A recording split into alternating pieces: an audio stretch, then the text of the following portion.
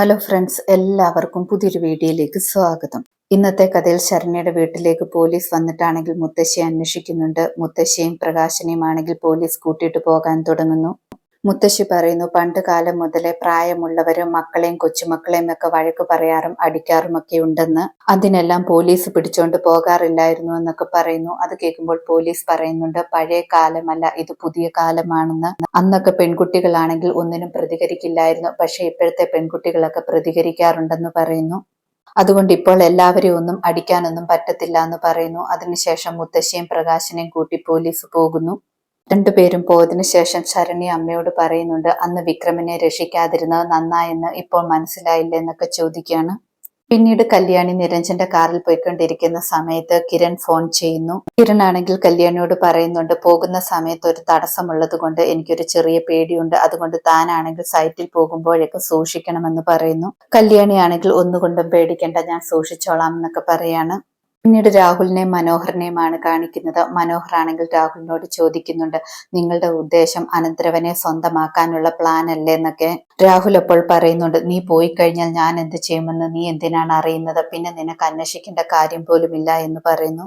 നീ പോകും മുമ്പ് നിന്റെ കുഞ്ഞിനെ കൂടെ നശിപ്പിച്ചേക്കണമെന്ന് പറയുന്നു. മനോഹർ അപ്പോൾ പറയണം, ഞാൻ അങ്ങനെ ചെയ്യാറില്ല എന്ന്. എല്ലാ ഭാര്യമാർക്കും ഞാൻ കൊച്ചിനെ കൊടുക്കും, കൊച്ചിനെ കണ്ടു കഴിയുമ്പോൾ ഞാൻ തിരിച്ചു പോകുമെന്ന് പറയുന്നു. എന്നെ കല്യാണം കഴിച്ച ഭാര്യമാർക്കെല്ലാം പിന്നെ ഒന്നിനും ഒരു ബുദ്ധിമുട്ടുണ്ടാകില്ല, അവര് നന്നായിട്ടാണ് കഴിയുന്നത്, രണ്ടാമതും വിവാഹം കഴിക്കാറില്ല എന്നൊക്കെ പറയുന്നു. മനോഹർ പറയണ, എന്നെ കൊല്ലാൻ എങ്ങാനും പ്ലാൻ ഉണ്ടെങ്കിൽ മരണക്കിടക്കയിൽ വെച്ചാണെങ്കിലും സരയുനോട് ഞാൻ സത്യങ്ങൾ തുറന്നു പറയുമെന്നൊക്കെ പറയുന്നു.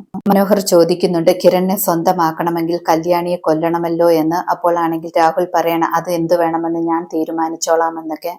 മനോഹർ അപ്പോൾ പറയുന്നുണ്ട്, അങ്ങനെ എന്തെങ്കിലും പ്ലാൻ ഉണ്ടെങ്കിൽ എന്നെ നേരത്തെ അറിയിക്കണം, എനിക്കിവിടെ നിന്നും മാറാനാണ്, സേനനും കൂട്ടരും വന്ന് എന്നെയും തല്ലിച്ചതയ്ക്കുമെന്നൊക്കെ പറയുന്നു.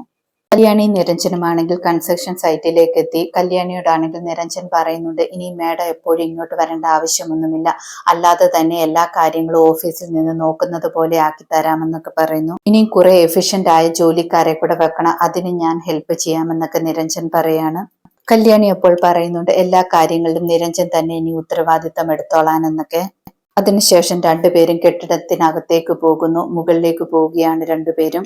പിന്നീട് കിരൺ ആണെങ്കിൽ അച്ഛനെ വിളിക്കുന്നു. അപ്പോൾ എൻഗേജ്ഡ് ആണ്. കിരൺ വിചാരിക്കുകയാണ്, ഇതാരെയാണ് അച്ഛൻ എപ്പോഴും വിളിച്ചുകൊണ്ടിരിക്കുന്നത്, എന്റെ ഫ്രണ്ട് ഒരു സൈബർ സെല്ലിലുണ്ടല്ലോ, അവനോട് പറഞ്ഞു നോക്കാമെന്ന് പറഞ്ഞിട്ട് ഫോൺ ചെയ്യുകയാണ്. കിരണിന്റെ കൂട്ടുകാരനോടാണെങ്കിൽ അച്ഛന്റെ നമ്പറിൽ എപ്പോഴും ആരാണ് വിളിക്കുന്നതെന്ന് കണ്ടുപിടിച്ച് തരണമെന്നൊക്കെ പറയുന്നു.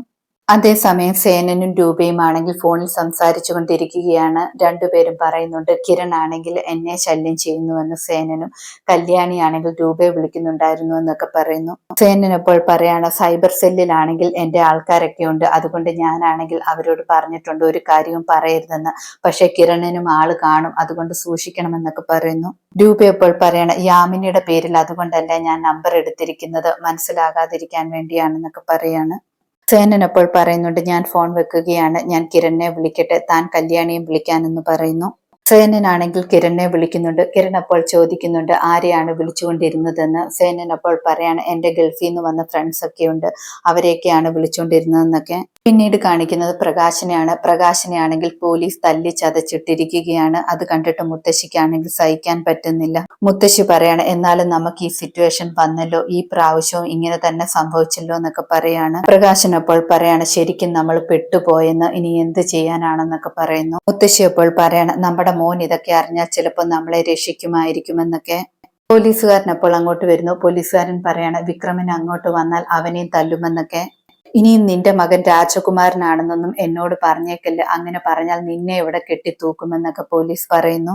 പോലീസ് പോയതിനു ശേഷം മുത്തശ്ശിയാണെങ്കിൽ പ്രകാശനോട് പറയുന്നുണ്ട്, നമ്മുടെ മകൻ രാജകുമാരനാണെന്ന് അവർക്ക് പറഞ്ഞാൽ മനസ്സിലാകില്ല, മറ്റുള്ളവർക്ക് ചിലപ്പോൾ രാജകുമാരനല്ലായിരിക്കും, അവന്റെ ജാതകം നോക്കിയിട്ട് രാജകുമാരനാണെന്നാണ് പറഞ്ഞത്, പക്ഷേ ഇങ്ങനെ ജ്യോതിഷന്മാർ കള്ളം പറയുമോ, അയാളാണെങ്കിൽ മരിച്ചുപോയി, അല്ലെങ്കിൽ ചോദിക്കാമായിരുന്നു എന്നൊക്കെ പറയാണ്. പ്രകാശൻ മുത്തശ്ശിയോട് പറയുന്നുണ്ട്, എനിക്കാണെങ്കിൽ ശരീരം മുഴുവൻ ഭയങ്കര വേദനയാണ്, അതുപോലെയാണ് എന്നെ തല്ലിച്ചതച്ചിരിക്കുന്നതെന്ന്. അത് കേൾക്കുമ്പോൾ മുത്തശ്ശിക്കും സങ്കടമാകുന്നു. ഇതോടെ ഇന്നത്തെ കഥ അവസാനിക്കുന്നു. പുതിയ കഥയുമായി വീണ്ടും കാണാം. താങ്ക്